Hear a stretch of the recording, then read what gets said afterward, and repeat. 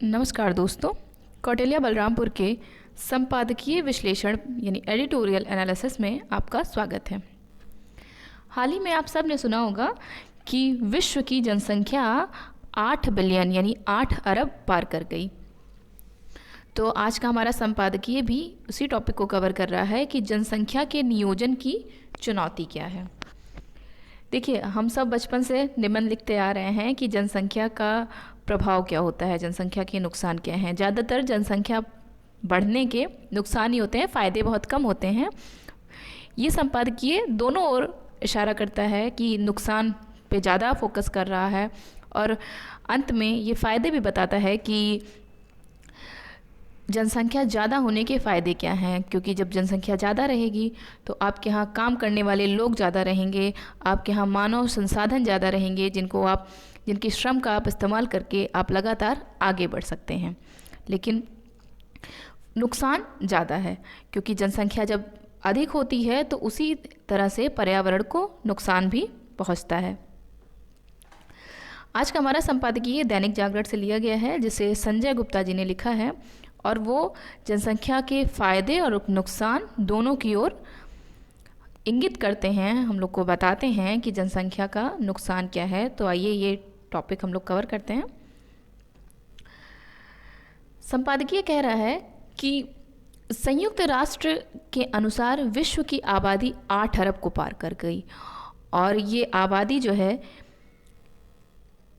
11 साल में, पिछले 11 साल में ये आबादी 1 बिलियन बढ़ के 7 बिलियन से 8 बिलियन हो गई। यानी 11 साल पहले आबादी 7 अरब थी और अब आबादी 8 अरब हो गई है।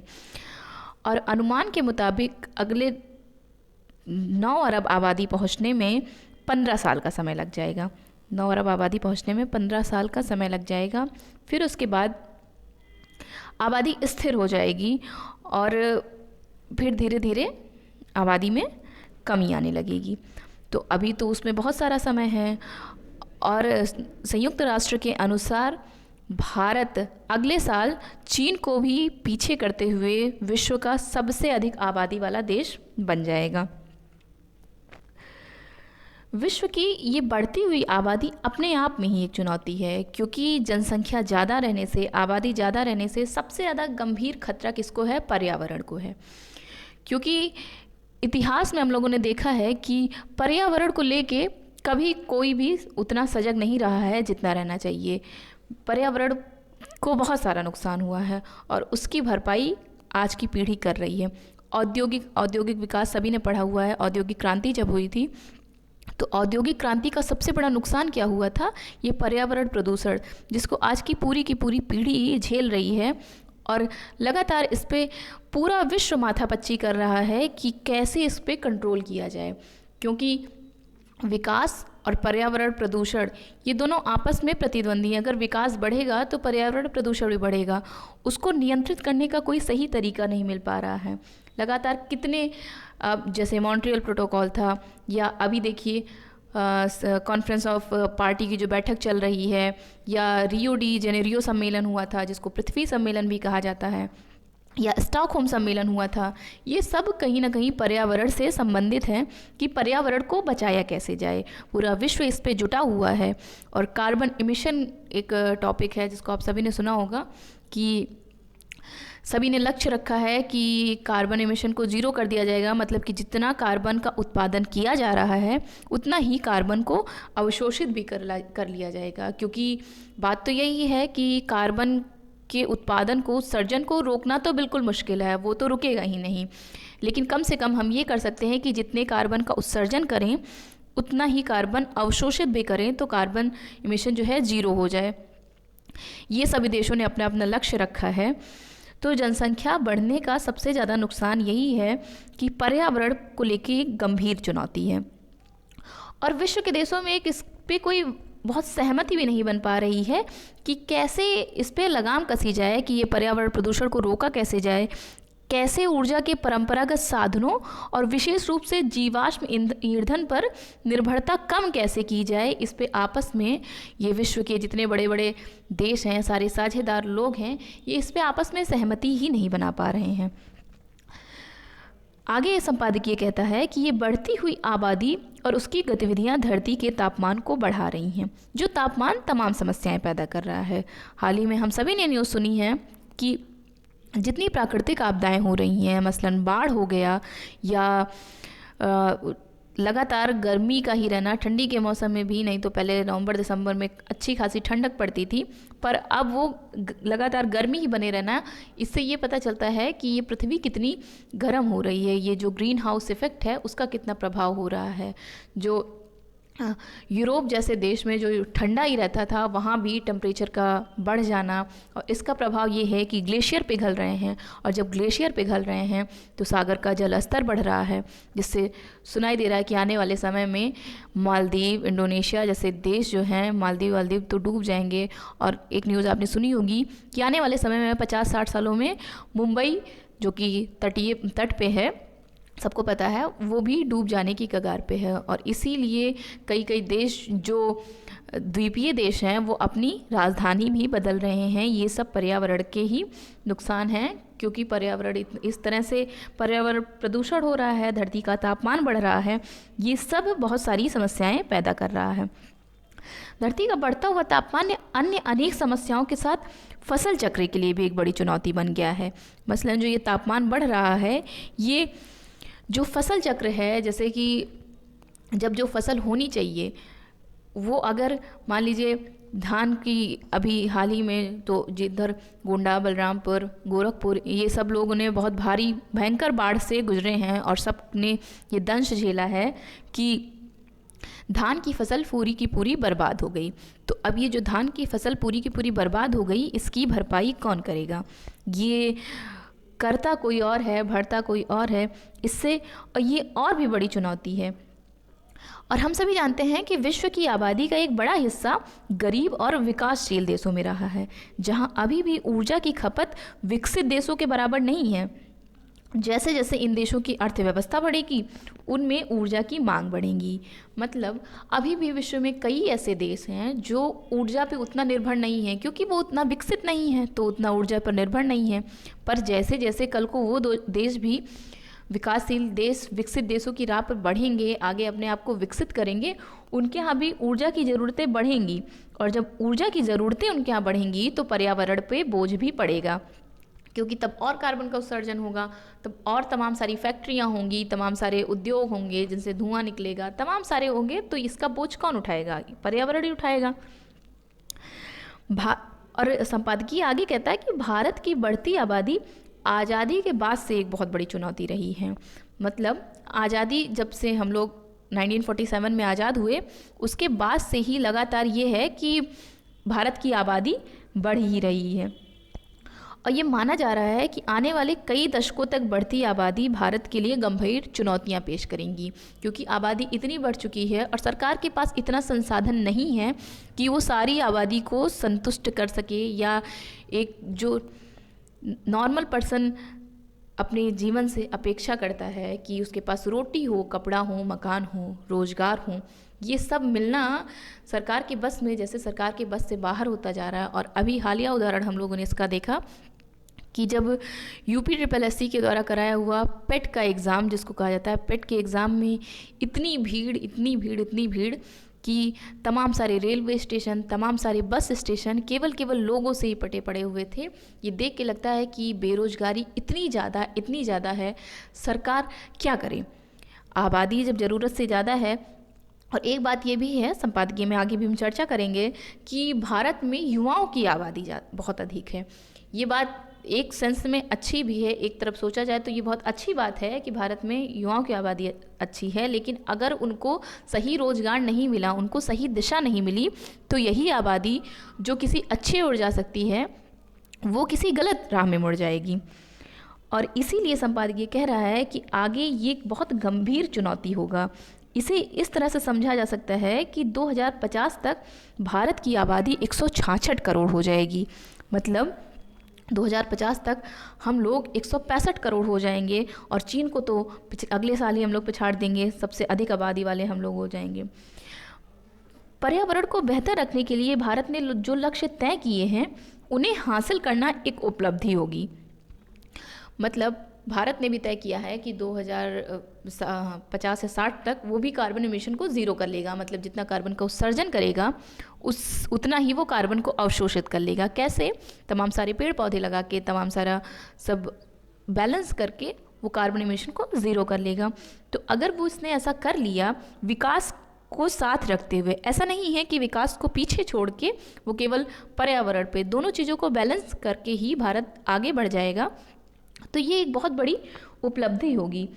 मगर केवल बिगड़ता पर्यावरण ही भारत के लिए चुनौती नहीं है। ऐसा तो है नहीं कि भारत के सामने सिर्फ एक ही चुनौती है कि पर्यावरण के ही ख्याल रखना है, उसे और भी चीज़ें तो देखनी है। भारत के सामने इतनी बड़ी आबादी है, इतनी विशाल, इतनी ब्रॉड आबादी है, उसका नियोजन भी तो भारत को ही करना है। भारत आबादी को इग्नोर करके केवल पर्यावरण पे तो ध्यान दे नहीं सकता है कि कोई हो उसको ना ढंग से खाने को मिले, ना रहने को मिले, ना सोने को मिले, ना उसको शिक्षा मिले, ना उसको रोज़गार मिले। ये सब चीज़ों को दरकिनार करके केवल पर्यावरण पे तो ध्यान दिया नहीं जा सकता है। इसलिए भारत के सामने एक और बड़ी चुनौती है कि वो अपनी आबादी को कैसे, अपनी आबादी को कैसे नियंत्रित करे, उसका नियोजन कैसे करें। भारत की एक बड़ी आबादी खेती पर निर्भर है। हम सभी जानते हैं कि भारत एक कृषि प्रधान देश है और इसलिए खेती पे बहुत बड़ी आबादी निर्भर है। और क्योंकि खेती की उत्पादकता कम है, मतलब हम सब हमेशा सुनते रहते हैं कि किसान ही ज़्यादातर आत्महत्याएं कौन करता है? किसान करता है। क्यों? क्योंकि वो जितने फसल जो उसको अपेक्षा होती है कि मुझे फसल से ये दाम मिलेगा, वो उसको नहीं मिलता है। और तमाम सारी फसलें किसान बर्बाद कर देते हैं, बेचते नहीं हैं, क्योंकि उनको लगता है कि इतनी मेहनत उनकी बर्बाद हो रही है। इस वजह से, इस दबाव में कितने सारे किसान आत्महत्या कर लेते हैं। तो इसीलिए, क्योंकि खेती की उत्पादकता कम है, लोग क्या कर रहे हैं, और लोग अपने आप को जैसे जैसे लोग सजग हो रहे हैं, और होना भी चाहिए, लोग जैसे जैसे शिक्षित हो रहे हैं, वो खेती पर से अपनी निर्भरता हटा रहे हैं। और खेती से जुड़े लोग जैसे जैसे शिक्षित हो रहे हैं, वो नौकरियों की तलाश में शहर की ओर भाग रहे हैं। ये स्वाभाविक है, जब भी कोई पढ़ लिख लेगा, क्योंकि एग्रीकल्चर सेक्टर में उस तरह से अभी भी आज की नौजवान पीढ़ी अपना करियर नहीं तलाश कर पा रही है कि एग्रीकल्चर सेक्टर में भी हमारा करियर हो सकता है। इसलिए जैसे वो अगर पढ़ लिख लेती है, वो अगर शिक्षित हो जाती है, तो वो तुरंत ही गांव से पलायन कर जाते हैं शहरों की ओर, शहरों में नौकरियों की तलाश में होते हैं। बल्कि अगर खेती में किसी को नुकसान हो रहा होता है, तो भी वो जो किसान होता है वो कहता है कि इससे अच्छा लाओ मजदूर ही बन जाएं, दिहाड़ी मजदूरी करें, कम से कम दिन भर का कुछ पारिश्रमिक तो मिलेगा। इस खेती से तो वो भी नहीं लाभ हो रहा है। तो इसलिए शहरों की ओर पलायन ज़्यादा बढ़ रहा है। और चूंकि गांव से पलायन शहरों की ओर बढ़ रहा है, इसलिए ये शहर के लिए चुनौती बनता जा रहा है, क्योंकि शहरों का भी नियोजन ढंग से नहीं हो पा रहा है।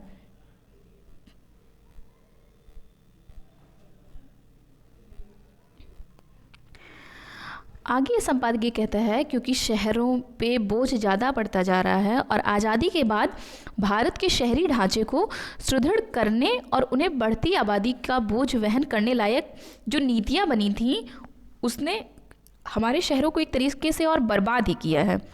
वो कोई ऐसी नीतियाँ नहीं थी जिनसे हमारे शहर, और ये नीतियाँ इसलिए भी नहीं सही थीं क्योंकि उनके पास उस नीतियों को लागू करने के लिए कोई दूरदृष्टि नहीं थी। इसी कारण, यही कारण था कि ये जो शहरों का बुनियादी ढांचा है वो सही आकार ले ही नहीं सका। और चूँकि राज्य सरकारें ग्रामीण क्षेत्र के वोटों से अधिक चुनी जाती हैं, इसलिए वे शहरीकरण पे ज़्यादा ध्यान नहीं देती हैं। क्योंकि वो शहरीकरण पे क्यों ध्यान देंगी? जो राज्य सरकारें होंगी, गांव में ही वोट ज़्यादा होता है। गांव में अभी भी हम लोग देखते हैं कि लोग ट्राली में भर भर के वोट देने जाते हैं। तो गांव पे अगर पकड़ अच्छी रहेगी तो ही वोट मिलेगा, तो ही सरकार में आएगी पार्टी। और पार्टी को क्या करना है, वो केवल ये देखेगी कि कहाँ से मुझे वोट मिल रहा है, तो जहाँ से उसे वोट मिल रहा है उस पर वो ध्यान देगी। इसलिए राज्य सरकारों ने शहरीकरण पे कोई बहुत ज़्यादा ध्यान दिया नहीं, या हम लोग कह सकते हैं कि उतना ध्यान नहीं दिया जितना आवश्यक है। ऐसा नहीं है, कोई सरकार ऐसा नहीं करती है कि बिल्कुल ही ध्यान ना दे, वो देती है, लेकिन जितना आवश्यक है शायद उतना ध्यान नहीं दिया गया। और यही एक कारण है कि भारतीय शहर अनियोजित विकास की कहानी कहते हैं। भारत के जितने भी शहर हैं वो विकास की तो कहानी कहते हैं, पर वो विकास अनियोजित होता है। यदि आने वाले समय में भारी भरकम राशि शहरों के बुनियादी ढांचे को संवारने के लिए खर्च नहीं की गई तो हमारे शहर अत्यधिक अव्यवस्थित हो जाएंगे। इससे आर्थिक वृद्धि प्रभावित होगी। मतलब कि अगर आने वाले समय में इन शहर के बुनियादी ढांचे को हम लोग और सही नहीं किए या सरकारी इस पे और खर्च नहीं की, उस ढांचे को बनाने के लिए, संवारने के लिए उस पे और खर्चा नहीं करी, तो ये आगे और बड़ी चुनौती हो जाएगा। और इससे क्या होगा, आर्थिक वृद्धि भी प्रभावित होगी। जैसे शहरों में अगर सड़कें अच्छी हैं, अगर आने जाने का साधन अच्छा है, तो वो शहर ऑटोमेटिक विकास कर जाता है, वहाँ ऑटोमेटिक विकास होने लगता है। तो सरकारों को ये खर्च करना पड़ेगा कि वहाँ की सड़कें, लाइटें, पानी, इन सब की व्यवस्था बहुत अच्छी हो। नहीं तो अगर वहाँ विकास नहीं होगा तो फिर ये धीरे धीरे देश की इकॉनमी पे असर पड़ेगा, इससे आर्थिक वृद्धि भी प्रभावित होगी। संपादकीय ये कहना चाहता है।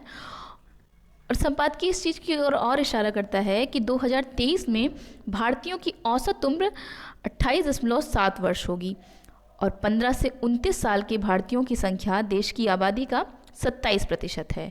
और इसी तरह 25.3 करोड़ भारतीय नागरिक 10 से 19 साल के हैं, जो विश्व में सर्वाधिक हैं।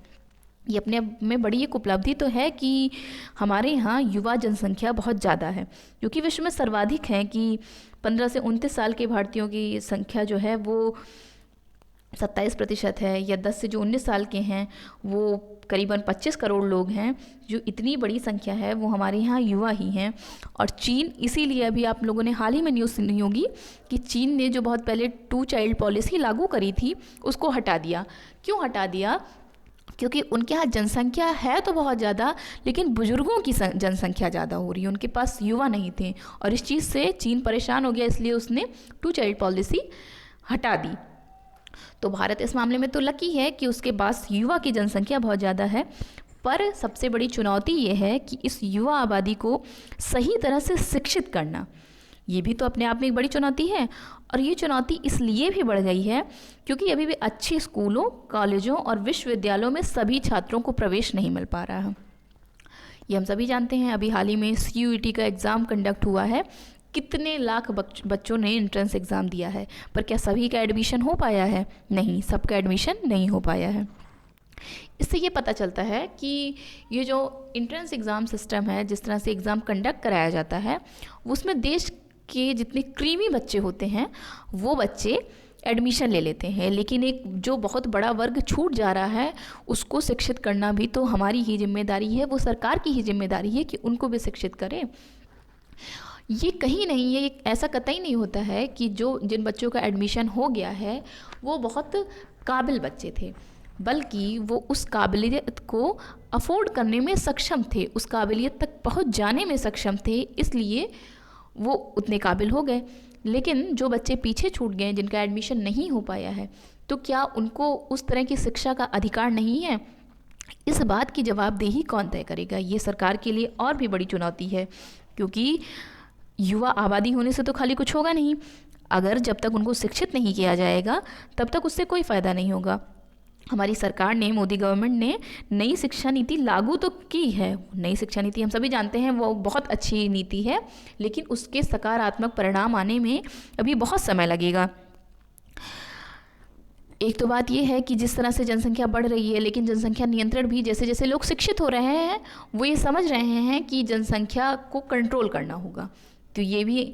और जैसे जैसे देश विकसित हो रहा है, स्वास्थ्य की सुविधाएं बढ़ रही हैं, तो लोगों के जो मृत्यु दर थी वो भी कम होगी। तो क्या आने वाले समय में बुजुर्गों की भी जनसंख्या तब ज़्यादा बढ़ जाएगी, और उसको भी बचाना, बुजुर्गों की जनसंख्या को भी एक तरह से नियोजित करना, वो भी सरकार के लिए बहुत बड़ी चुनौती होगा, क्योंकि बुजुर्गों की देखभाल और विशेष रूप से उनके इलाज के लिए अभी जो ढांचा है वो पर्याप्त नहीं है। और हम सभी देख रहे हैं कि आजकल न्यूक्लियर फैमिली का चलन ज़्यादा हो रहा है, संयुक्त परिवार टूट रहे हैं, परिवार छोटे बनते जा रहे हैं। ऐसे में पहले क्या होता था, संयुक्त परिवार होते थे तो बुजुर्गों की डिपेंडेंसी उन्हीं पे रहती थी, वो परिवार के अंदर ही, चाहे बच्चे छोटे होते थे तो वो पल जाते थे, या जब इंसान बुढ़ा होता था, बुजुर्ग हो जाते थे, तो वो भी परिवार के अंदर ही सही सब लोग रह जाते थे। पर अब क्या है, जब परिवार फैमिली न्यूक्लियर हो रही है तो बुजुर्गों की देखभाल भी अपने आप में बड़ी चुनौती है। और वृद्धाश्रम और अस्पतालों में उनके लिए जो सुविधाएं हैं, जो आवश्यक सुविधाएं हैं, वो नगण्य हैं, वो कुछ नहीं है। भारत की बढ़ती आबादी के मामले में कुछ विशेषज्ञ ये भी तर्क देते हैं कि आने वाले समय में जिन देशों की आबादी तेज़ी से गिर रही है, वहाँ पर कुशल और अकुशल कामगारों की मांग बढ़ेगी और भारत इस मांग को आसानी से पूरा कर सकता है। मतलब कुछ विशेषज्ञ तर्क देते हैं कि ये जो जनसंख्या है, ये जनसंख्या अधिक होने का या युवा आबादी अधिक होने का पॉजिटिव साइन है कि आने वाले समय में, जैसे जहाँ जनसंख्या के कंट्रोल को लेके बहुत काम चल रहा है, वहाँ जब जनसंख्या घटेगी, देश की आबादी जहाँ तेज़ी से गिर रही है, तो उनको काम करने के लिए तो लोगों की आवश्यकता होगी ही। तब भारत उस आवश्यकता को पूरा करेगा, वो अपने हाथ से लोगों को भेजेगा कि वहाँ काम करें। तो ये भारत के लिए प्लस पॉइंट है। पर ये तभी पॉसिबल होगा जब वो जितने युवा होंगे उनको ढंग से प्रशिक्षित किया जाएगा, उनको स्किल्ड लेबर बनाया जाएगा, तब ना कहीं वो जाके नौकरी कर पाएंगे या कहीं जाके काम कर पाएंगे। जब वो प्रशिक्षित ही नहीं होंगे, तो भारत की आबादी जब बेहतर तरीके से कौशल जो प्रशिक्षण उन्हें दिया ही नहीं जाएगा, तो इसका क्या मतलब रह जाएगा। और अभी कौशल विकास को लेकर जो कदम उठाए गए हैं, वे विकसित देशों की ज़रूरतों को देखते हुए पर्याप्त नहीं है। मसलन जो विकसित देशों में जिस तरह की ज़रूरत है, जो विकसित देशों की जो ज़रूरतें हैं, जिस हिसाब से विकसित देशों को लेबर चाहिए या जैसे उनको स्किल्ड लेबर चाहिए, उस तरह का भारत उस तरह की स्किल्ड लेबर नहीं प्रोड्यूस कर रहा है। और इसीलिए इसी कारण जो हमारे कामगार हैं, वो अन्य विकासशील देशों के कामगारों के सामने टिक नहीं पाते हैं। कौशल विकास की जो योजनाएं चल रही हैं, वे कुछ विशेष बदलाव नहीं ला पा रही हैं। यानी संपादकीय ये कह रहा है कि कौशल विकास की जो योजनाएं चलाई जा रही हैं, जितना ज़रूरत है उससे कोई बदलाव नहीं दिख रहा है। योजना चलाने का क्या पर्पज़ होता है कि अगर कोई योजना चल रही हो तो उसका कुछ दिनों में बदलाव भी दिखना चाहिए कि हमारे लेबर जो हैं वो स्किल्ड हो रहे हैं, पर उसका कोई विशेष बदलाव नहीं तय हो रहा है। इसकी शिकायत हमारा खुद का उद्योग जगत भी करता रहता है। मतलब हमारे यहाँ जो खुद के उद्योग जगत हैं, वो भी इसकी शिकायत करते रहते हैं कि जो लेबर हैं वो स्किल्ड नहीं है। और एक फैक्ट ये भी है कि जो कामगार विदेश जाते हैं, क्योंकि उनकी उत्पादकता वैसी नहीं होती है जैसी अपेक्षित है। जिस तरह से अपेक्षा की जाती है कि इनसे इतना, कोई देश जो है वो एक अपेक्षा करता है कि अगर कोई इस तरह से काम को कर रहा है तो इतना उससे प्रोडक्शन निकलेगा, इतना वो प्रोडक्टिविटी क्रिएट करेगा, प्रोडक्टिविटी होगी उससे। तो जितनी अपेक्षित है, अगर उतनी प्रोडक्टिविटी नहीं प्रोड्यूस हो रही है, तो फिर इन कामगारों पे क्वेश्चन मार्क तो रहेगा ही। और उत्पादकता के मामले में हम अन्य देशों के सामने बहुत पिछड़े हुए हैं, और इस पिछड़ेपन का एक कारण हम भारतीयों में खुद को अनुशासित करने का जज्बा ना होना है। अंत में संपादकीय इस ओर इशारा कर रहा है कि इन सब चीज़ों की ड्यूटी हमारी खुद की है। अगर हम खुद स्किल्ड नहीं हो पा रहे हैं, खुद अनुशासित नहीं हो पा रहे हैं, तो इसकी सबसे पहली जिम्मेदारी हमारी है। वो ये भी संपादकीय ये भी कह रहा है कि ये किसी सरकार का काम नहीं है कि वो आपको अनुशासित करे, या संस्कार वो सरकार नहीं सिखा सकती है। ये काम तो परिवार और समाज ही करेगा। परिवार और समाज को ही इस बेड़े को उठाना होगा कि अगर समाज चाह ले कि हर नागरिक अनुशासित हो, तो फिर ये कोई बहुत बड़ी दूर की कौड़ी नहीं रहेगी। ये आसानी से इस लक्ष्य को मतलब आसानी से उस लक्ष्य को प्राप्त किया जा सकता है। अगर हर नागरिक ये चीज़ ठान ले कि वह आने वाले समय में देश के प्रति योगदान देने के लिए स्वयं को अनुशासित और संस्कारी रखने की जो ज़रूरत है उसे पूरा करेगा, तो भारत की विशाल आबादी देश के लिए एक बड़ा संबल बन सकती है। मतलब अंत में संपादकीय इस ओर इशारा कर रहा है कि ये जो बहुत बड़ी आबादी है, अगले साल जो चीन को भी पार कर जाएगी, इससे बहुत ज़्यादा चिंतित होने की ज़रूरत नहीं है। ये संबल भी बन सकती है, पर ये संबल कब बनेगी? जब हर एक नागरिक अपने मन में ठान ले कि वो अनुशासित रहेगा अपने काम को लेके। अगर उसको लगता है, अगर उसको इस तरह से ट्रेनिंग दी जाती है कि आगे चल के वो देश के काम के लिए देश में कुछ ना कुछ योगदान करेगा। देखिए, बहुत लोग को भ्रम रहता है कि देशभक्ति केवल जो है सेना में ही जाने से होती है, पर हमको ये समझना होगा कि देशभक्ति अगर आप जो भी काम कर रहे हैं, छोटे से छोटा या बड़े से बड़ा काम, अगर उसी काम को ईमानदारी से कर रहे हैं तो वो भी कहीं ना कहीं आप राष्ट्र में योगदान दे रहे हैं। तो हर नागरिक अगर ये ठान लेता है तो ये जो पूरी आबादी है हमारे देश को बहुत आगे ले जाएगी। तो आज की चर्चा बस यहीं समाप्त करते हैं। बहुत बहुत धन्यवाद।